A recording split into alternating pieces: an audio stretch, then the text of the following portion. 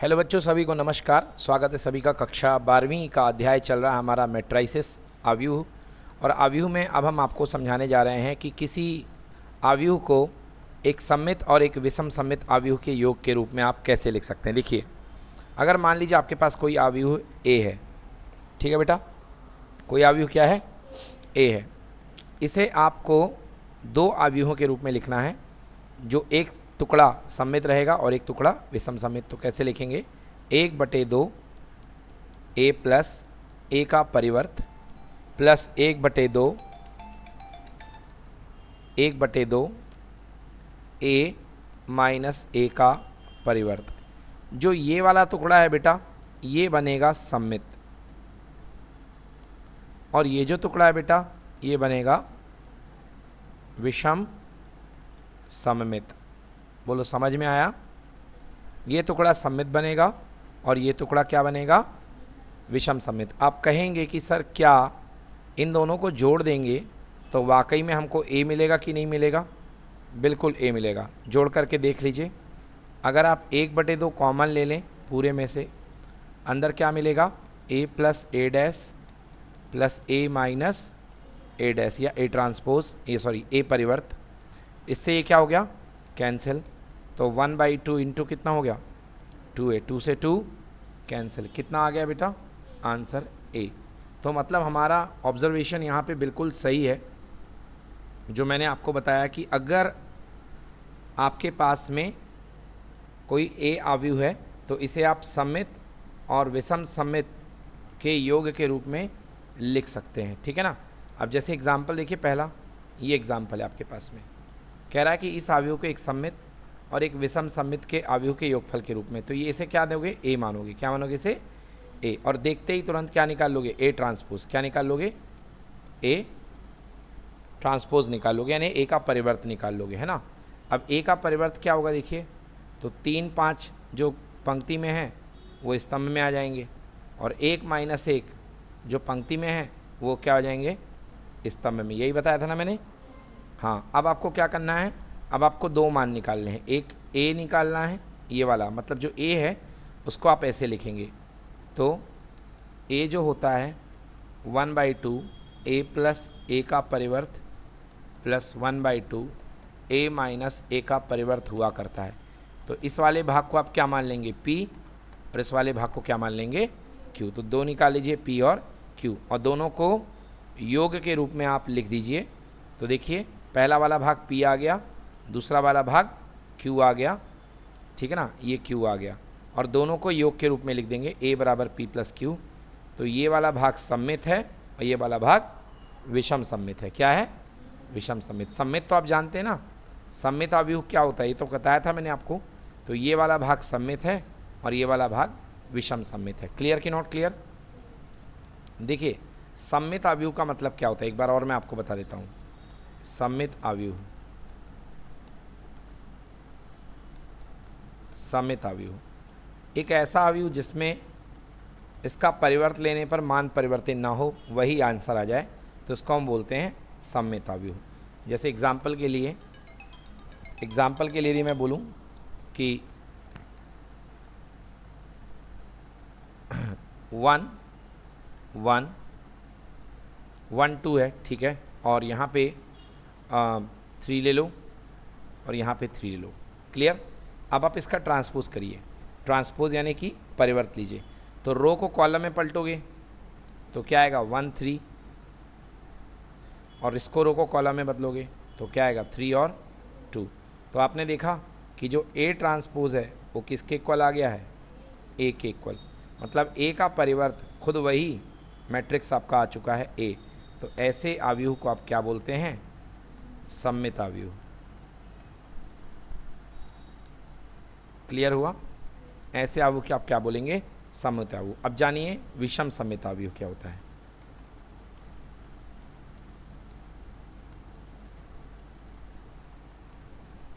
विषम सममित आव्यूह ऐसा आव्यूह जिसका आप ट्रांसपोज ले लो, परिवर्त ले लो, तो -a आ जाए। कितना आ जाए, -a, मतलब a का नेगेटिव। ऐसे आव्यूह को विषम सममित आव्यूह कहते हैं, ठीक है ना। उदाहरण के लिए देखिए, मैं आपके सामने एक अवयव ले रहा हूँ, 0 2 1 -2 0 3, ठीक है, -1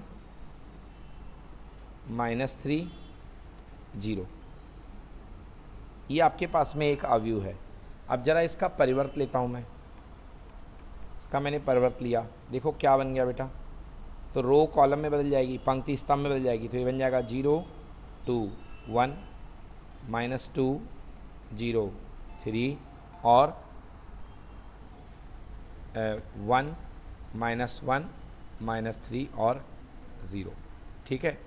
अब आप क्या करिए, अब आप यहाँ पर यदि माइनस साइन पूरे में से कॉमन ले लो, देखो -1 कॉमन ले लो, तो सभी अवयव से माइनस कॉमन आएगा, तो 0 से -0 ही बचेगा। ये 2, ये 1, ये -2, ये 0, ये 3, ये -1, ये -3 और ये 0, ठीक है। तो कितना आ गया माइनस का, और ये क्या दिख रहा है आपको, ये आपका ओरिजिनल मैट्रिक्स है ए, बताइए है कि नहीं है। हाँ, तो माइनस का ए, क्या समझा आपने कि अगर ए ट्रांसपोज -a के बराबर आ जाए तो इस समय जो ए होता है वो क्या होता है, विषम सममित। क्लियर हुआ, नोट करिए, ए विषम सममित अवयव होता है। चलिए अगली चीज लिखिए आप, इकाई अवयव। इकाई अवयव, तो इकाई अवयव क्या होता है, जैसे मैं आपके सामने में एक इकाई अवयव बनाता हूं, इकाई अवयव को इंग्लिश में बोलते हैं आइडेंटिटी मैट्रिक्स। इसका पहला लेक्चर आई से शुरू है, इसलिए हम इसको किससे शो करते हैं, आई से।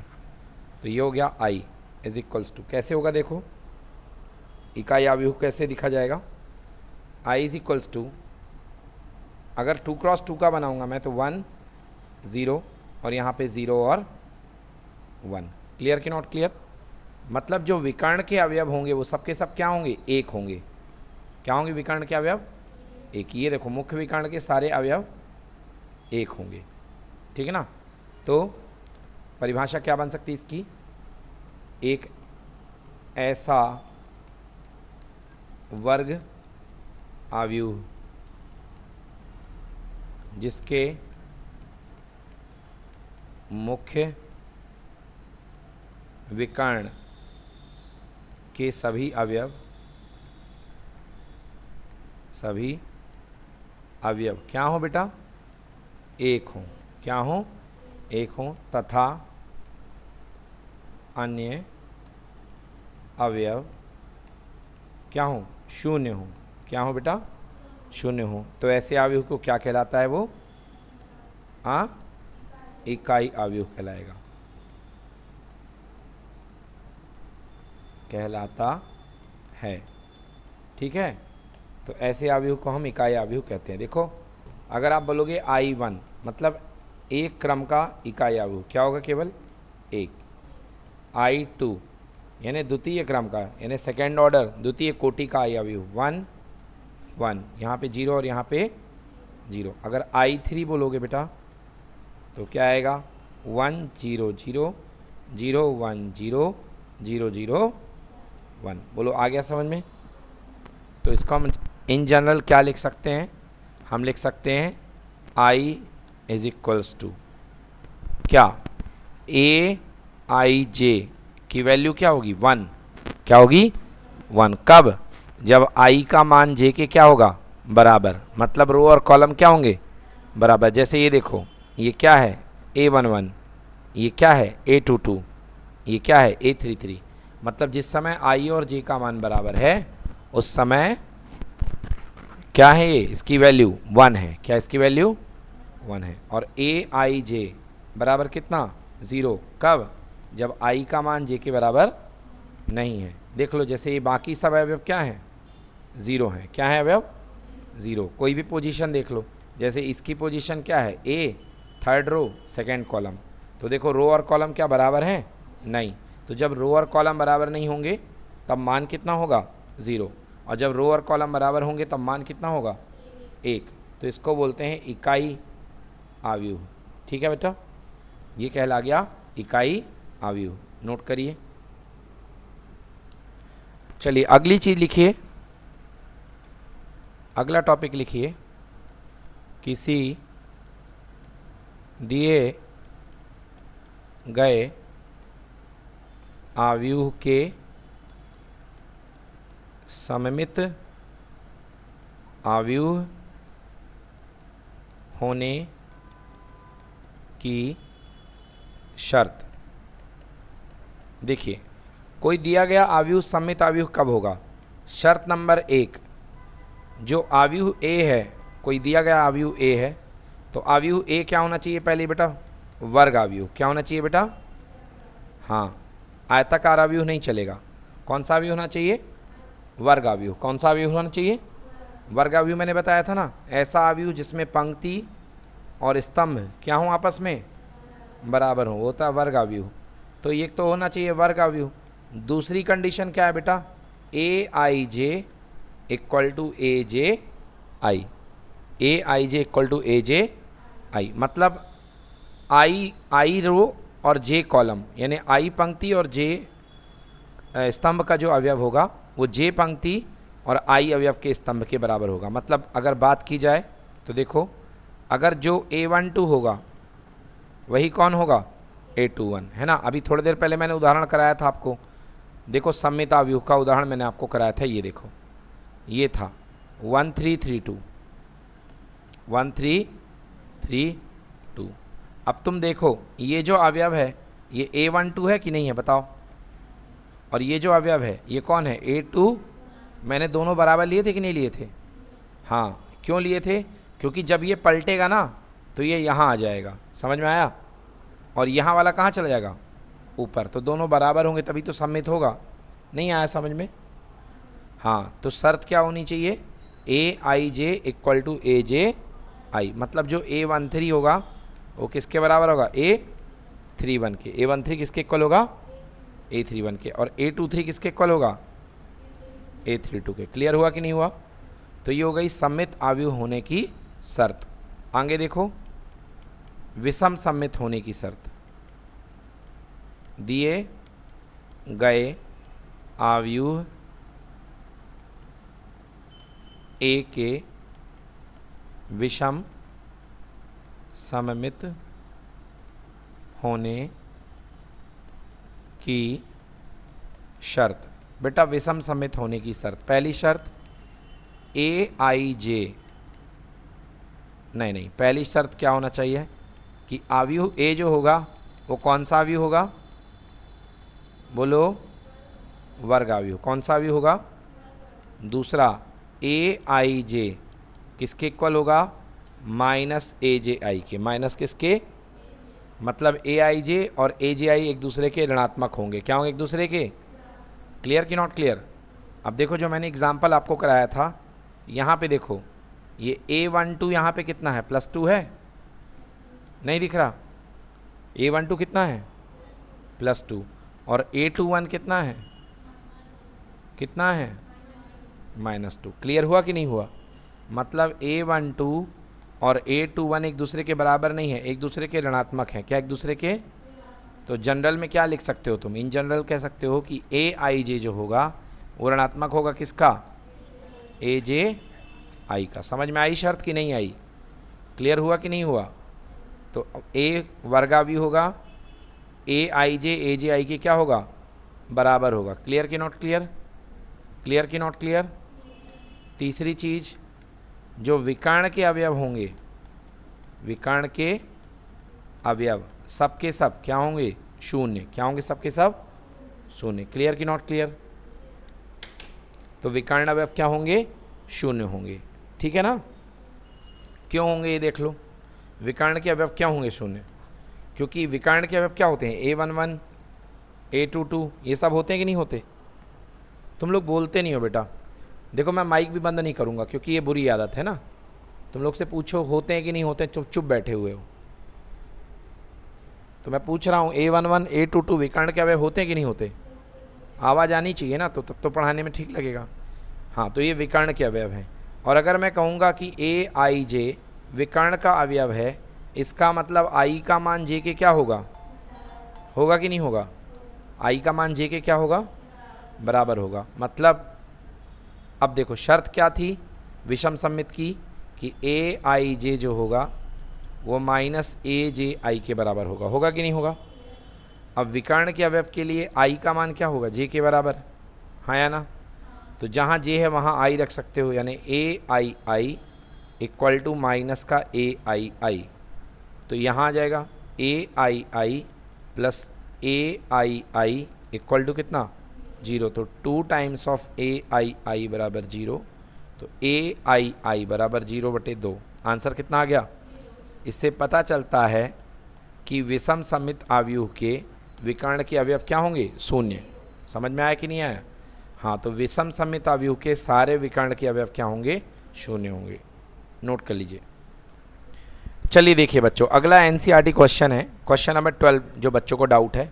कह रहा है कि ए का मैट्रिक्स ये है और a प्लस a डैश बराबर I है, तो बताइए अल्फ़ा का मान क्या होगा? तो बेटा आपको सबसे पहले क्या करना है, a गिवन है a प्लस a का डैश, है ना, a का ट्रांसपोज बोलते हैं, परिवर्त बोलते हैं हिंदी में, बराबर I यानी इकाई आव्यूह। तो a है, a डैश बना लो, तो a तो यही हो गया, a डैश क्या बन जाएगा?